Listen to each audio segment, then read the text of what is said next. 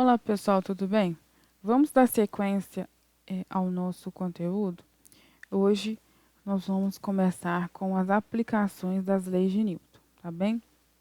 Esse conteúdo, se eu não me engano, está a partir da página 32, tá?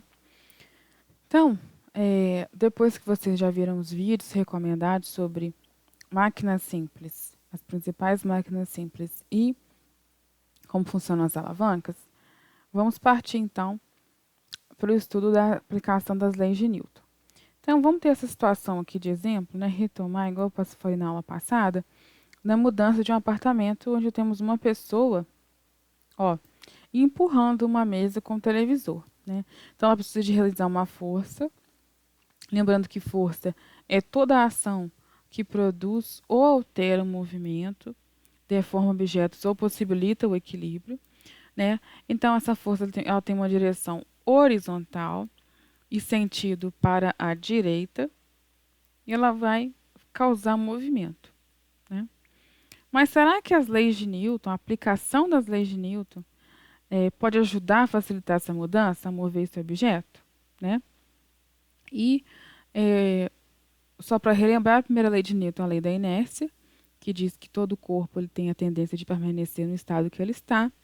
A segunda lei de Newton é a lei da dinâmica, que tem a aplicação da fórmula massa vezes aceleração é igual a força.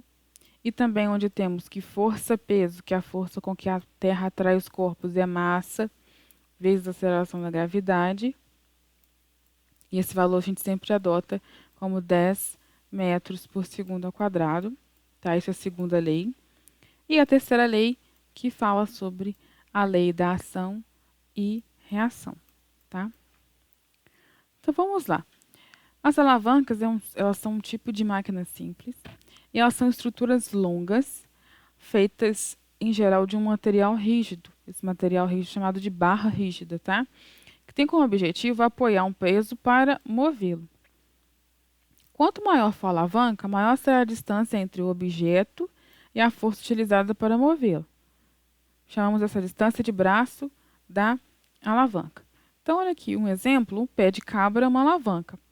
E aí, o braço da alavanca é a distância entre o objeto, que em geral a gente apoia nessa porção, e a força utilizada para movê-lo, que a gente faz nesse lugar aqui, tá?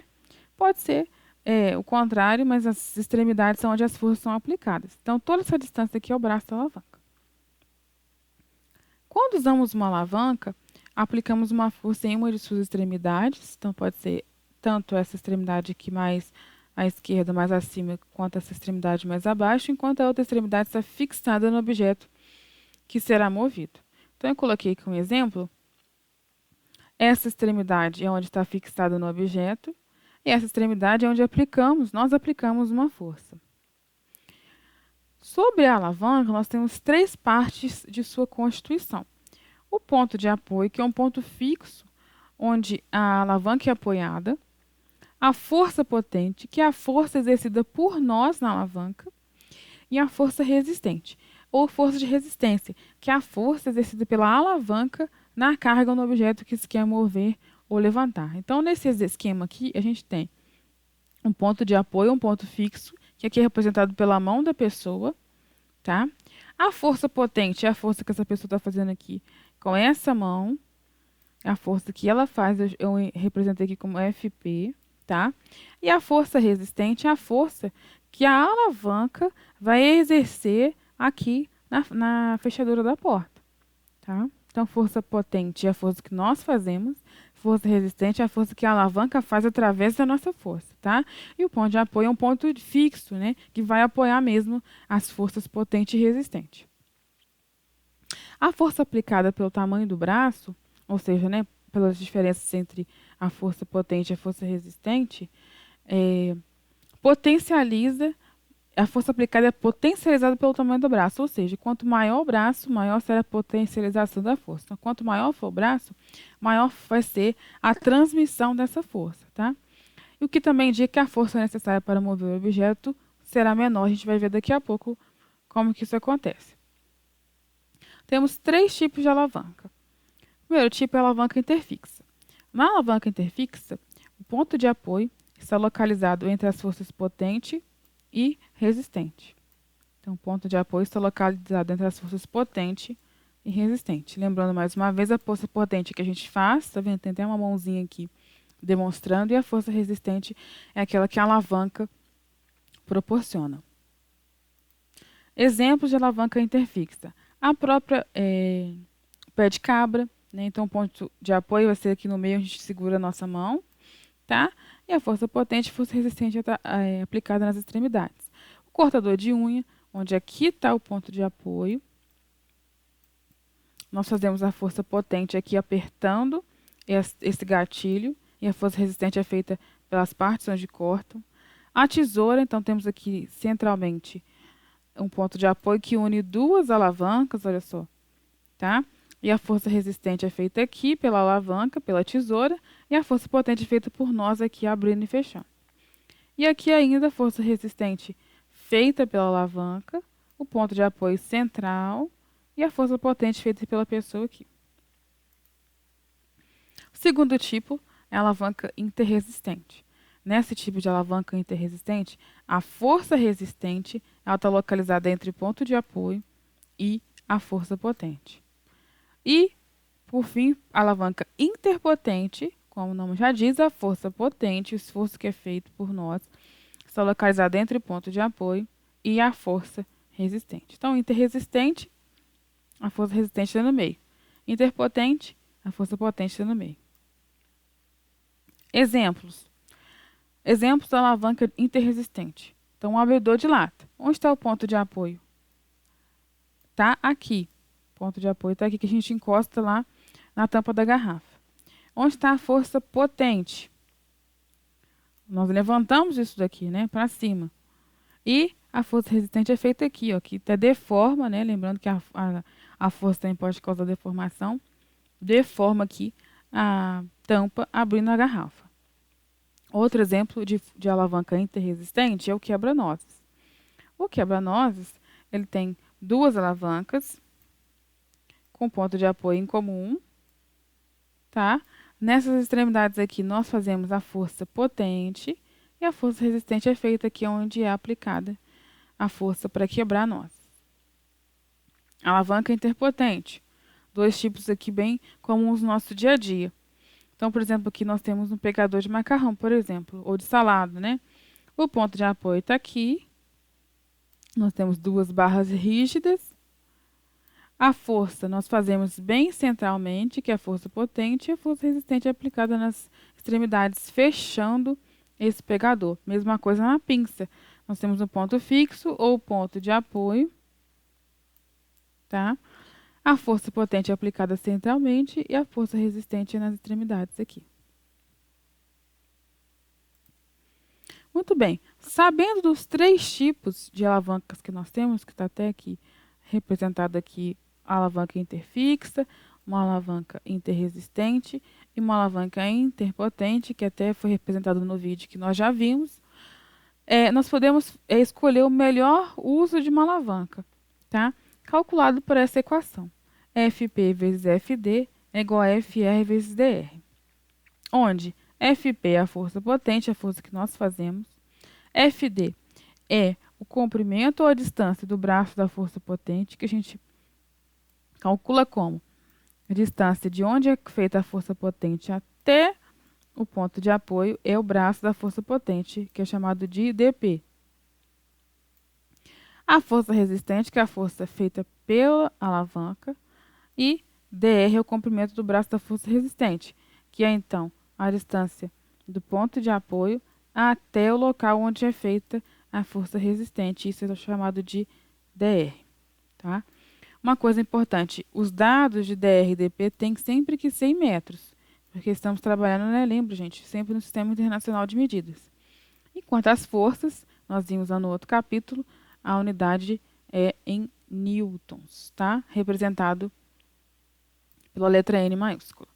Então, vamos fazer aqui um exercício para a gente poder entender as classificações, essas aplicações da regra que nós acabamos de ver. Então, olha só. De acordo com o sistema abaixo, qual deve ser o valor da força aplicada para que a alavanca fique em equilíbrio? sabendo que a força resistente é de 12 newtons. Então, vamos aqui por partes. Nós temos uma alavanca do tipo interfixa. Por quê? Porque o ponto de apoio ele está entre a força resistente, que é aqui, e a força potente, que é aqui. Como que eu sei que aqui é a força potente? Desculpa, força resistente. Porque aqui é onde está equilibrando uma bola. Então, é a alavanca que está fazendo essa força. Nós faremos essa força na extremidade esquerda. Tá? Juliana, onde é aquele tal de DP? DP é isso aqui, olha. É a distância entre onde aplicamos a força potente até o ponto de apoio. Esse aqui é o DP. Ah, então significa que o DP é igual a 80 centímetros? Sim, significa. E o DR?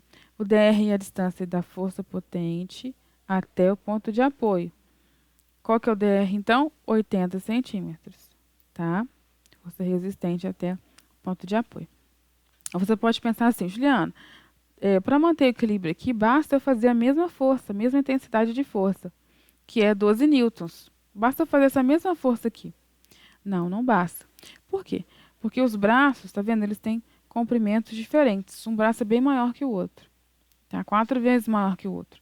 Então, essa força a ser aplicada vai ser menor. Tá? A gente vai ter que calcular essa força. Se por um acaso tivéssemos aqui uma alavanca, onde tivéssemos uma bola, o ponto de apoio fosse exatamente central e tivéssemos DR e DP como 40 centímetros, aí sim as forças teriam intensidades iguais. Mas não é esse caso. Então vamos calcular. Então aqui, mais uma vez, eu coloquei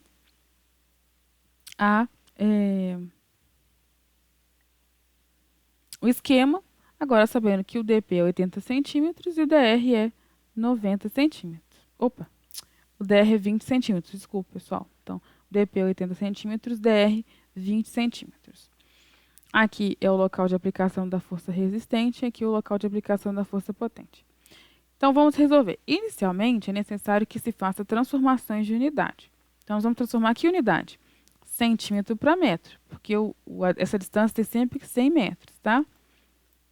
Para transformar centímetro em metro, eu tenho que dividir por 100. Então, 80 dividido por 100, 0,8 metros. E 20 dividido por 100, 0,2 metros. Então, pronto. Agora a gente já tem os valores. Vamos só substituir para acharmos a força potente. Então, essa é a nossa equação.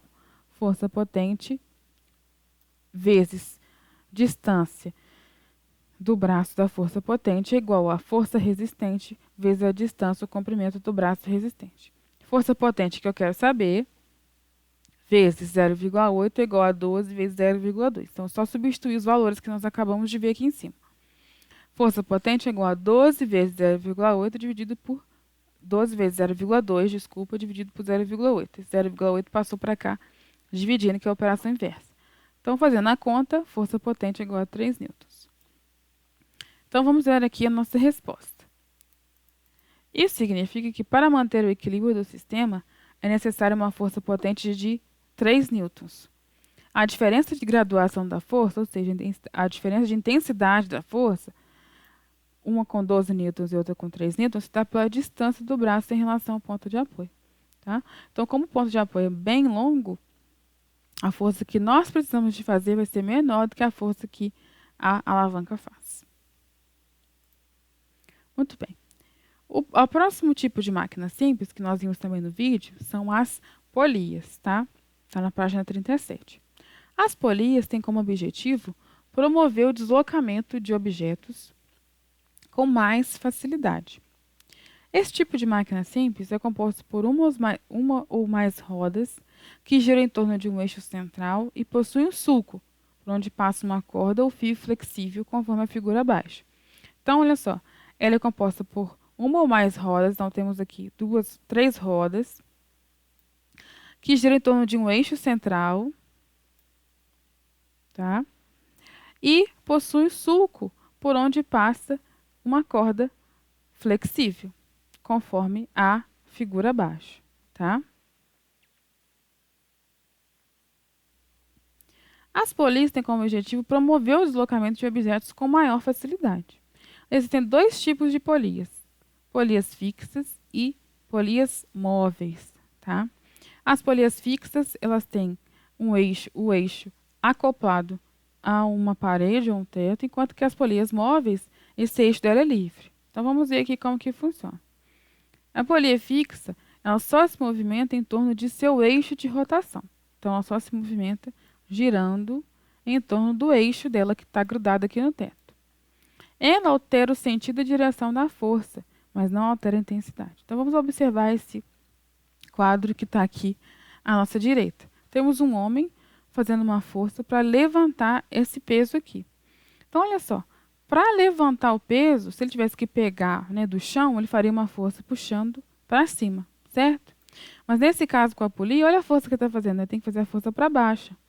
Então, ele mudou o quê? O sentido da força, tá? Então, quando ele puxa para baixo, esse peso acaba indo para cima, né?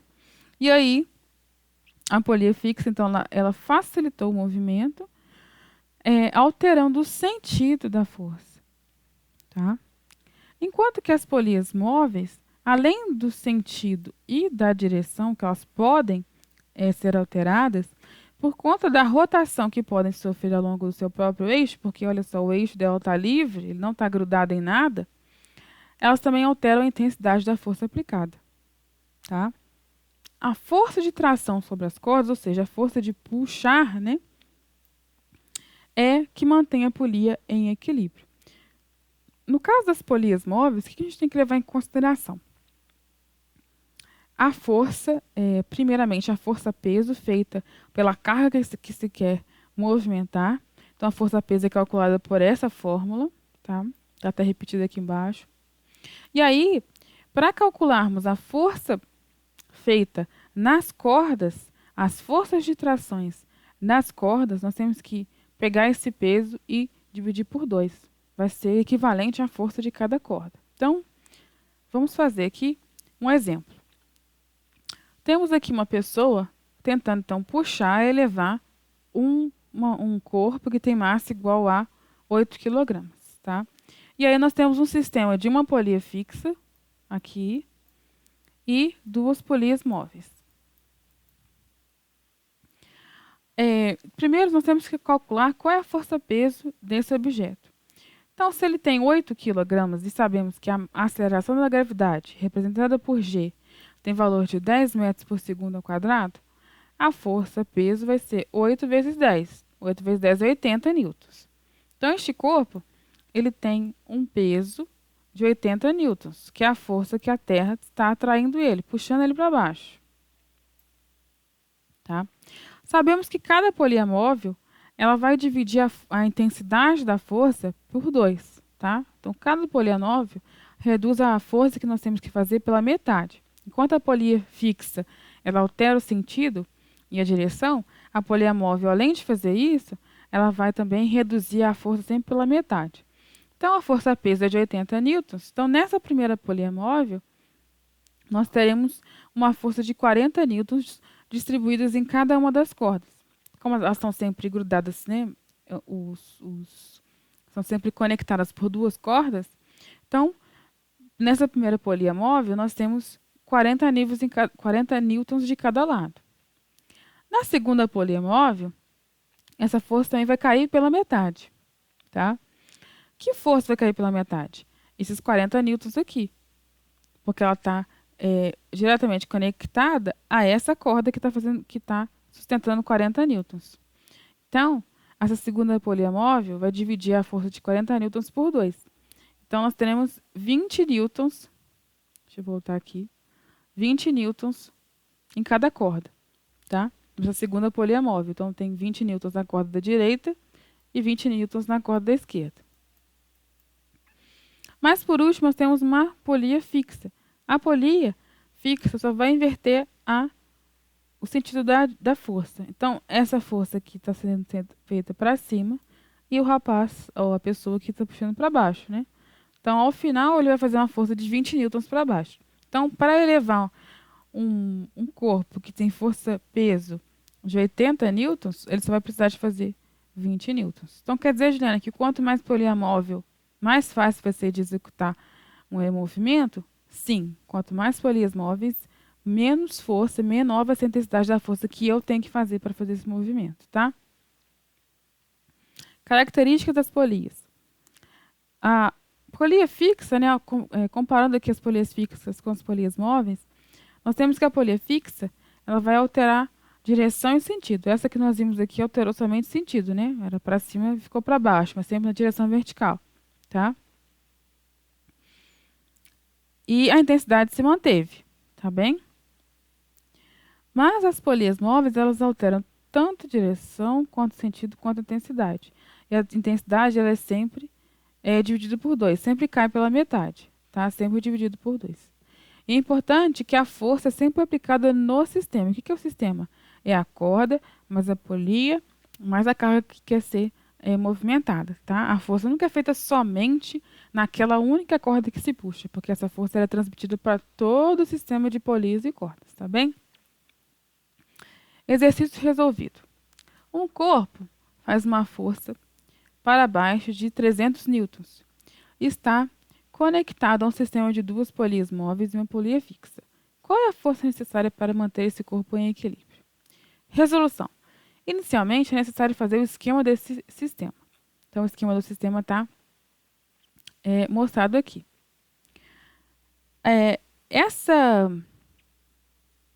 Esse corpo, né, ele faz um peso aqui para baixo, uma força para baixo de 300 newtons. Então, a gente pode entender que a força-peso sobre ele é de 300 newtons. Sabemos que cada polia divide a força pela metade. Então, a primeira polia vai pegar os 300 newtons e vai dividir esses 300 newtons pela metade, 150 em cada corda, tá? A segunda polia também vai dividir a força pela metade. Então, ela vai dividir qual força? 300 newtons? Não, 150 newtons. Então, vai ser dividido pela metade em cada uma das suas cordas. Então, cada corda vai sustentar, fazer uma força aí de tração de 75 newtons, tá, gente? Por fim, a última polia é fixa. Ela vai dividir a força? Não. Ela só vai inverter o sentido e a direção da força, tá? Nesse caso aqui, ela tem a força de direção vertical para cima. E agora ela vai estar direção diagonal para baixo. Então, 75 newtons. A polia fixa, essa próxima polia última, ela é fixa. Então, ela não altera a intensidade da força, apenas o sentido e a direção.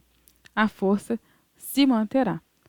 Logo, a força necessária nesse sistema para manter um peso de 300 newtons em equilíbrio é igual a 75 newtons, como mostrado no esquema ao lado, tá? Então, resposta aqui, para manter esse sistema em equilíbrio, nós devemos fazer uma força de 75 newtons.